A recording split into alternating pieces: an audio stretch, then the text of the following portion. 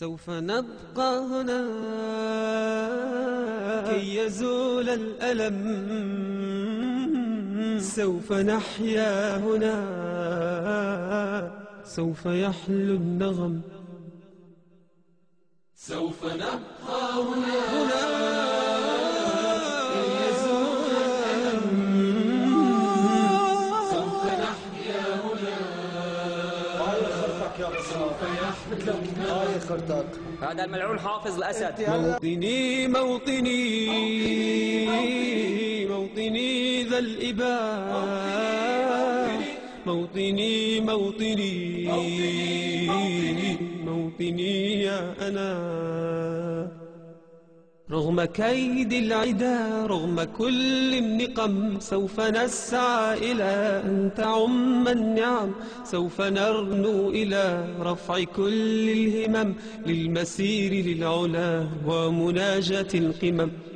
الله أكبر. كتيبة عثمان ذو النورين، الجيش الحر في مدينة تلقين، 17/5/2012، 15/7/2012. كتيبة عثمان ذو النورين، الله أكبر. إدلب مدينة تلقين، 15/7. إدلب تلقين 15/7.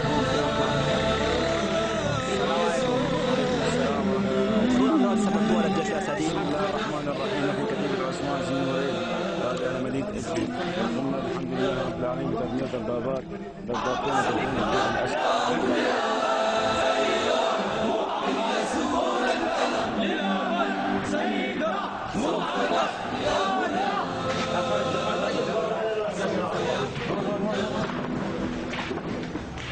كم سهرنا من ليالي الصباح لا ننم، كم عراقيل كسرنا، كم حفظنا من رزم، كم جسور قد عبرنا، كم ذرفنا من حمم.